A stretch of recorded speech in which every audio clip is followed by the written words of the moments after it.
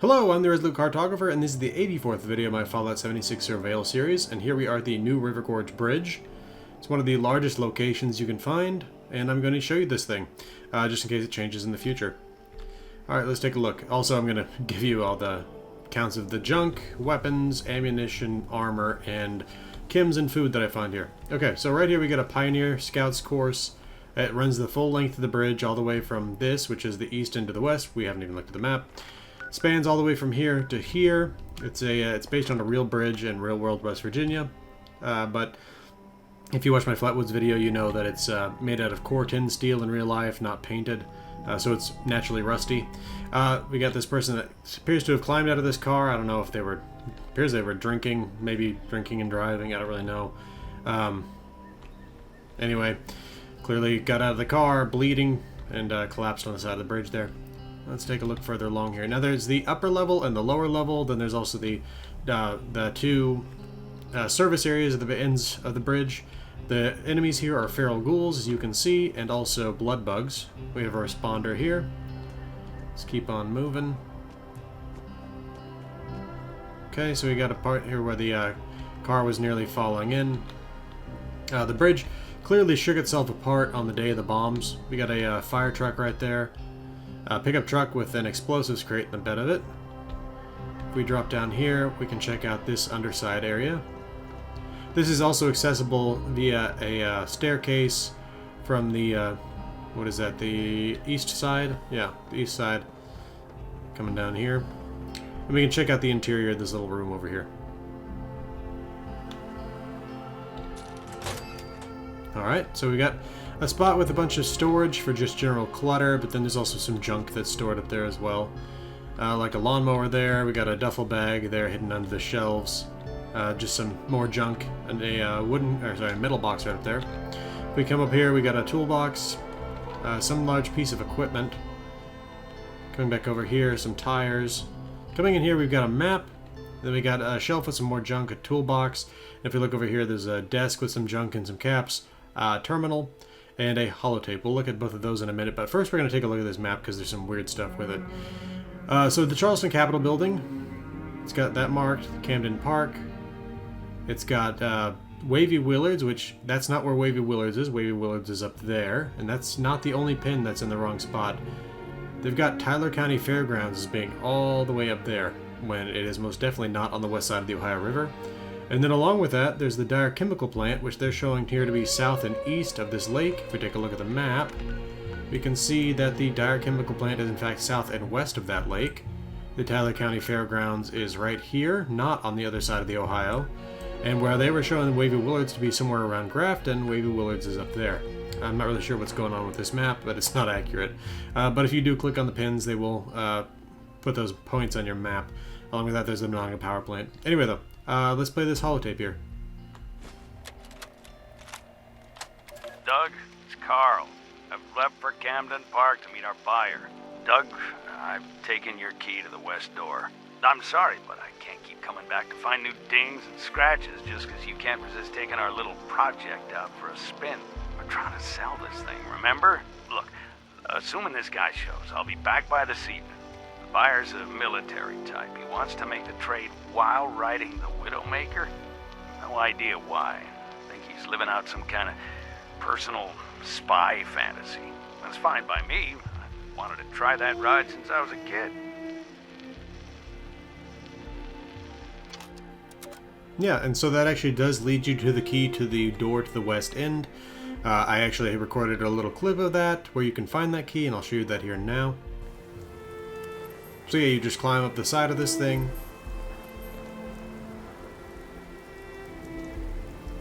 Gotta jump over these carts and stuff. It's kind of a little bit difficult at times. Now you just kind of follow it along.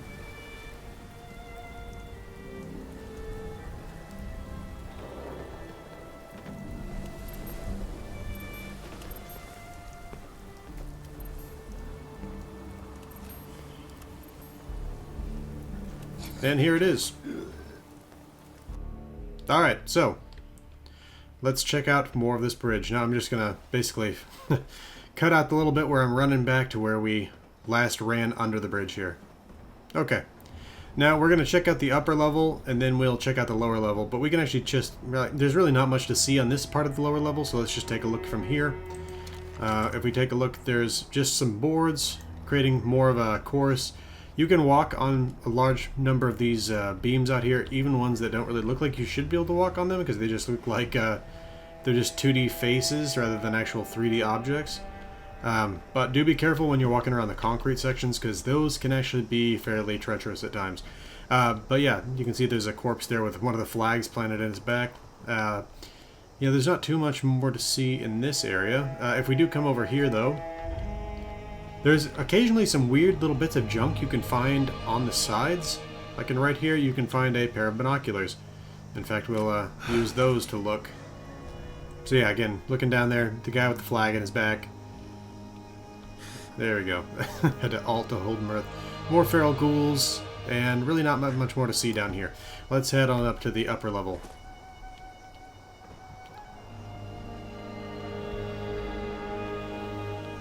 Oh, we didn't look at that terminal. Oops. Let's go check it out and come right back here. Okay. So if you just take a look at this, it's bridge load measurements. So if we take a look at this week from October 3rd, 2077 through October 9th, 2077, you can see that it carried a total of 796 million pounds. Now if we take a look at one of the more interesting weeks, the week of the bombs, we can see that on Saturday it was carrying, man, way less than it typically carried on many of the other days. And for a total of 736,000 pounds, sorry, 736 million pounds. And again, that one day it was 478,000 versus the many hundreds of millions, not many hundreds, the over 100 million that you see for the many other days. If we check out the next week, same weight every single week, or sorry, every single day, and it's the same weight every single week after that of 3 million pounds, as you can see. So that's how we know the bridge broke on the day of the bombs. Nobody was traveling on it anymore. Strangely, it's kind of a little bit weird though, in that, well, I guess it's not really that long a period of time that log is kept for. It's only for a few weeks after the bombs. One would have to assume that more pieces of the bridge are constantly falling over time. More vehicles are falling off the bridge over time. Crates are falling off the bridge over time, so you have to assume that over time that weight load is going to keep decreasing, but you have to wonder if even the weight sensors are even still working on this thing anymore. Like I mentioned before, there are blood bugs here along with the feral ghouls. If we take a look further along at the top of the bridge here, got a flipped car there. Then along with that we have this truck here, which has a glitched out door. I found it like this twice, but if you click on the trailer door... Okay, well, last time I clicked on it, that fixed it, but not in this case.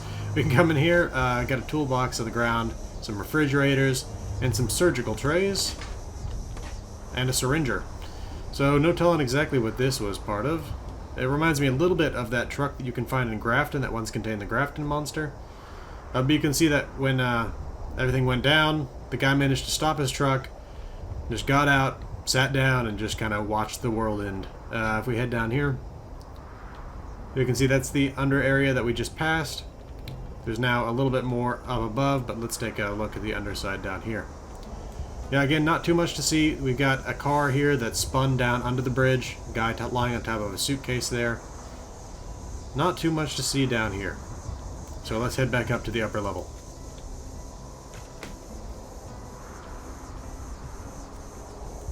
Okay. Now, this is where we get to the radioactive barrel spill. We need to put on a hazmat suit for this. It's a fairly nasty area. Actually, I don't think I carry my hazmat suit anymore. Oh, my Chinese stealth armor is broken. Well, that's too bad. That is what I typically have been using in my hazmat suit. But you'll see the rads you get just going past this thing. Somehow, they get worse when you're past all the barrels. I'm not really sure how that works. But if we come over here, you can find a whole bunch of concrete bags, a crate full of food, and a dead guy, along with apparently what this truck hit, this small truck with a lawnmower in the back of it that had those concrete bags, I assume. Now we can drop down, but again, watch where you step. Okay. Now there's more to see down here, but again, not much. We got, weirdly, a dog out in the middle of that, along with a couple of bloat flies. Those were dead when you show up. They're always going to be dead when you show up. They're props for this area, but it's just kind of strange. Gotta wonder what that dog was doing out here. How it ended up fighting those bloat flies on those girders. We got a fusion flea there. Coming a little bit further along. Let's try to get this in before it gets too dark. The sun's setting. This is just such a huge area. I started from the west end, ran all the way to the east, killing everything along the way. Started the video, and we're already at sunset. Okay, so then, yeah, we got more dead feral ghouls here. It's kind of nerve-wracking a little bit, but it actually, you can get into this fairly easily. There we go. Duffel bag there. Lunch pail up here.